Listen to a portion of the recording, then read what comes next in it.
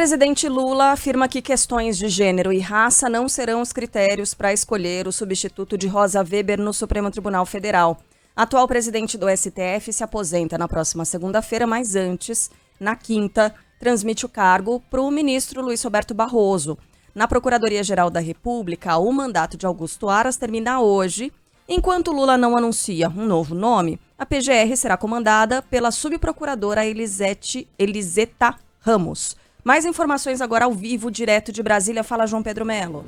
Pois é, Carla, não tem de fato data, também não tem nomes certos, né, para ocupar o cargo de Procurador-Geral da República. O atual chefe do Ministério Público Federal, Augusto Aras, termina o mandato dele hoje e não será mantido no cargo. Essa é uma possibilidade permitida pela Constituição. Ele tentou, de fato, essa recondução, mas não conseguiu. No lugar dele, a partir de quarta-feira, a subprocuradora-geral Eliseta Maria de Paiva Ramos assume então a chefia da PGR, isso de forma interina. Essa indicação para o cargo é feita pelo presidente da República e, aos mesmos moldes de uma indicação ao STF, a pessoa escolhida deve ser sabatinada pelo Senado Federal. Em declaração à imprensa, o ministro das Relações Institucionais, Alexandre Padilha, defendeu que o presidente tem o tempo que for necessário para decidir o nome e que não há problemas de a PGR ser chefiada por uma pessoa interina. Eu estou muito tranquilo, por isso que eu vou escolher uma pessoa que possa atender aos interesses e expectativas, sabe, do Brasil. Uma pessoa que possa servir o Brasil. Uma pessoa, sabe, que tenha respeito com a sociedade brasileira. Uma pessoa que tenha respeito, mas não medo da imprensa.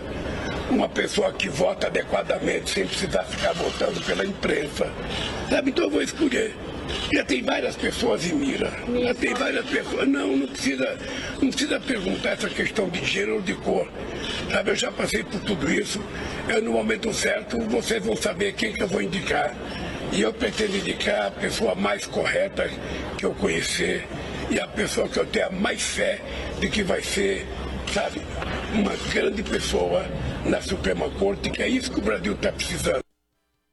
Bom, esse aí o presidente Lula, então, né, falando a respeito da escolha dele para o Supremo Tribunal Federal, dizendo que não vai escolher por raça, né, que ele já tem ali algumas pessoas em lista, né, ou que ele pode escolher, e uma dessas pessoas, todo mundo sabe, aqui na capital do país, é o nome que está mais circulando, é o do Flávio Dino, de fato, né, ele pode ser escolhido, há também uma possibilidade de Jorge Messias, atual advogado-geral da União, então são nomes que estão circulando aqui nos bastidores da capital do país. Sobre a PGR, que a gente falava agora há pouquinho, não há previsão de que Lula use a lista tríplice, como guia, né, uma votação entre os membros do MPF que resulta aí em 3 nomes, teoricamente os mais preparados para o cargo, né, que estão atualmente, então, no órgão. Essa lista passou a ser usada por Lula em 2003, mas não vem sendo usada desde a gestão de Jair Bolsonaro. O próprio Bolsonaro falou por diversas vezes que não seguiria essa lista tríplice. Bom, agora sim a gente vai ouvir o ministro das Relações Institucionais, o Alexandre Padilha, falando sobre essa escolha do Procurador-Geral da República, que o presidente da República tem aí o tempo que for necessário. Eu quero reforçar aquilo que eu já disse publicamente, eu defendi já junto ao presidente que ele tem o tempo dele para essa definição. A PGR, nós encerra o mandato do atual Procurador-Geral da República essa semana. O Brasil já teve outras situações de interinidade no cargo.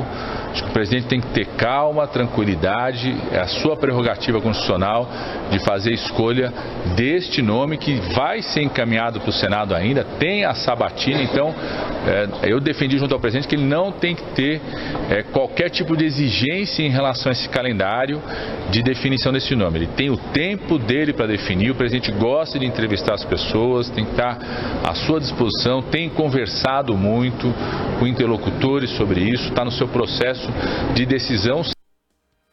Pois é, olha, os escolhidos para essas funções, né, eles não devem ser definidos por agora. A gente tinha expectativa de que até ontem Lula definisse o nome do PGR, mas ao que tudo indica, tudo vai ficar para depois da cirurgia, né? O presidente vai passar na sexta-feira por uma cirurgia na região do quadril, vai ficar em repouso, despachando do Palácio da Alvorada, isso por boa parte do mês de outubro. E ele comentou um pouquinho também a respeito dessa cirurgia, a gente vai ouvir agora.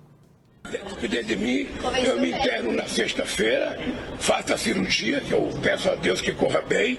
Se depender de mim, na segunda-feira, para surpresa do Stucker, eu estarei lá no Palácio do Planalto despachando no Alvorada. Sabe, é uma cirurgia que a ciência domina bem, não tem nenhuma novidade. Ou seja, mas obviamente que é sempre cirurgia, é sempre anestesia. E você quer saber da verdade? O que eu tenho mesmo é medo de anestesia. Pois é, o que o Palácio do Planalto, então, está programando, né, para essa cirurgia. O presidente vai ficar afastado aí durante o período da cirurgia. Geraldo Alckmin assume a presidência no período em que Lula estiver anestesiado. Na sequência, logo depois que o presidente recobrar a consciência, né, essa é a palavra utilizada, ele volta à presidência da República. Como é a expectativa do próprio Lula, volta a despachar na segunda-feira já do Palácio da Alvorada. Deve ficar assim durante boa parte do mês de outubro. As atividades normais com viagens, entre outras questões, devem ser retomadas no finalzinho do mês de outubro ou no início do mês de novembro. Bom, sobre questões de gênero e raça servirem como critério, obviamente é um direito do presidente, né? É uma escolha que cabe a ele, mas a nossa função aqui é confrontar a pessoa pública com as suas palavras. No ano passado, quando o Lula ainda era pré-candidato à presidência, em uma entrevista na internet, ele foi bastante incisivo na questão da paridade de gênero e raça na política. Paridade é paridade, né? É a igualdade total. Ele falou sobre esse assunto nessa entrevista que foi no dia 19 de janeiro. Disse que a participação de grupos minoritários é parte da agenda política que ele apresentaria durante a campanha e que faria campanha com participação paritária e até majoritária de grupos subrepresentados na política brasileira. Estava falando aqui da questão da raça e de gênero. As mulheres compõem algo em torno de 25% do seu ministério. Então, ele está bem longe dessa paridade. E mesmo já presidente, recentemente em Luanda, em viagem a Angola, em agosto, ele afirmou que a desigualdade de gênero é a mais grave que existe e que o combate às desigualdades em geral exige indignação. Abre aspas aqui para o presidente. Todos nós sonhamos com a participação da mulher na política, mas pela desigualdade de tratamento que a mulher recebe na sociedade, a mulher não conseguiu expressar a maioria que ela é na política nos países. Se elas são uma maioria, se elas nos colocaram no mundo, é justo a gente, de uma vez por todas, compreender que elas podem sim ser a maioria e governar o mundo em vez de nós. Quem sabe um dia que a gente conseguir isso, a gente acaba com a desigualdade mais grave, que é a mulher sendo tratada como objeto de cama e mesa ainda em pleno século XXI. É preciso que os homens amadureçam, é preciso que a humanidade amadureça. Belas palavras que, por enquanto, compõem apenas uma retórica do presidente. Elas não foram colocadas em prática e não será desta vez que serão, na escolha principalmente do novo ministro do STF. Obrigado, JP. Valeu, pessoal. Até daqui a pouco. Valeu, até já. Agora há pouco.